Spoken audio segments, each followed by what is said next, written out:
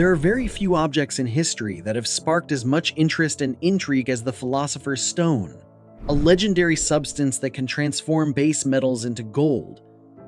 During the Middle Ages and throughout the late 17th century, finding the Philosopher's Stone was the main objective in alchemy. Many of the Western world's greatest minds, including Sir Isaac Newton, John Dee, and Roger Boyle, searched for the Philosopher's Stone. But what exactly is this mythical stone, and why did everyone want to get their hands on it? The earliest written mention of the Philosopher's Stone dates back around 300 AD to ancient Greece, and can be found in the Chiricmeta by Zosimos of Panopolis. But some alchemical writers claim that its history goes back even further to the time of Adam, who acquired knowledge of the stone directly from God. They claim that it was knowledge of the stone that gave the early biblical patriarchs their unnaturally long lives. In any case, the idea of the Philosopher's Stone had taken hold and continued to advance. The concept further developed in the medieval Islamic world, notably through the work of influential alchemists like Jabir ibn Hayyan. It was his work that laid the foundation for later alchemical practices in the Islamic world and in Europe. He introduced essential processes and apparatus to alchemy and wrote over 300 texts on the subject. This knowledge eventually permeated into medieval Europe, where the concept of the Philosopher's Stone became integral to Western alchemical practices and theories. In European alchemy, figures like Albertus Magnus, Roger Bacon, and the Swiss physician Paracelsus played crucial roles in shaping the lore of the Philosopher's Stone. Paracelsus believed that there existed an undiscovered element called alkahest, from which all other elements, that is, earth, fire, water, and air, are derived. He believed that this unknown element was the famous Philosopher's Stone. This is why the symbol for the Philosopher's Stone features each of the symbols of the four elements fused together. In the Golden Tract, an unknown German author expounds on this theory of the stone as the fifth element.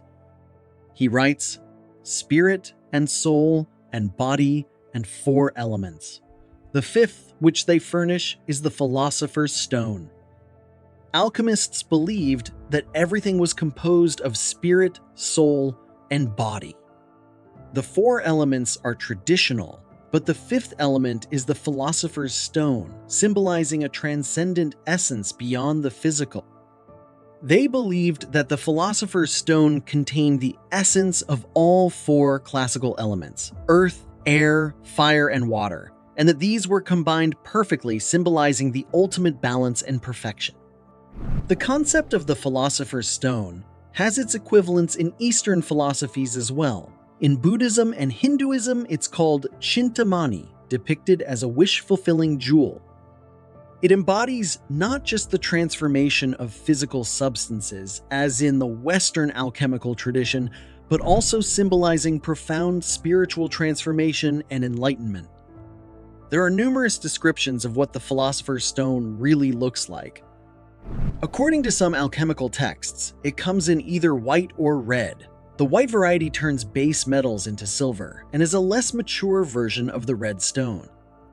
The red stone makes gold. It's described by some as being orange or saffron colored in its solid form and red when ground to powder. It's heavier than gold, is soluble in any liquid, and able to withstand any fire. Alchemists believe that the Philosopher's Stone can be created through the alchemical method known as the magnum opus, or the great work. This complex and secretive process is divided into four main stages, each represented by a color: nigrido, blackening, symbolizing decay and purification; albedo, whitening, indicating purification and the washing away of impurities; citronidas, yellowing, a stage of enlightenment and dawning of true knowledge; and rubedo, reddening, the final phase, representing the achievement of the highest state of enlightenment and the creation of the Philosopher's Stone itself. But there are many recipes detailing how to create the Philosopher's Stone. A 17th century mystical text called the Mutus Liber or mute book, appears to be a symbolic instruction manual on creating the stone. It contains 15 illustrations and has no words, hence the mute in mute book. Even Sir Isaac Newton left behind a recipe to create the Philosopher's Stone, which appears to be a copy of another well-known alchemist's text. It describes how philosophical mercury, a key ingredient in the making of the stone, could be broken down and then reassembled to make different metals. Once the stone was created, it would have powerful properties. Not only could the Philosopher's Stone turn base metals to gold, but it could also heal any disease and grant immortality, as it was a key ingredient in the elixir of life, a mythical and sought-after potion. No wonder everyone lusted after the stone, from kings to paupers.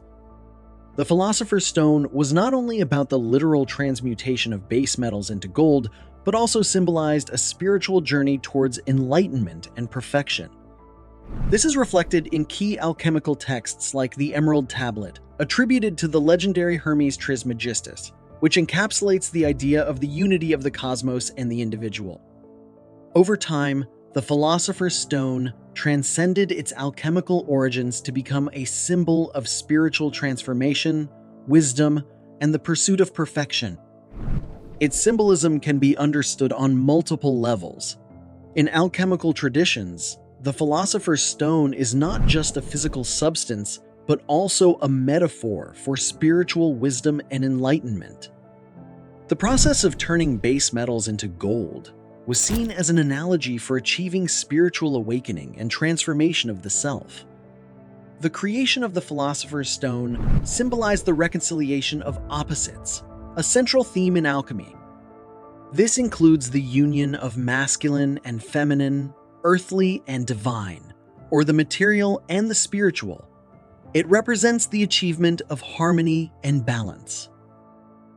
The quest for the Philosopher's Stone is referred to as the magnum opus, or the great work in alchemy.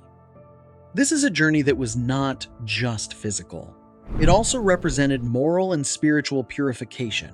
The stages of this process were often encoded in symbols and allegories. The Philosopher's Stone is also associated with the elixir of life, a mythical potion granting immortality. This aspect symbolizes the human quest for longevity, health, and overcoming the limits of physical existence.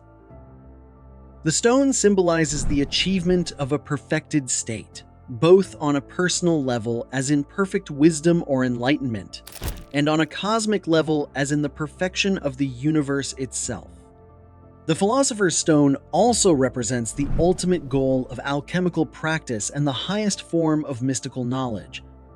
If you possess the stone, it demonstrated a profound understanding of God, nature, and oneself.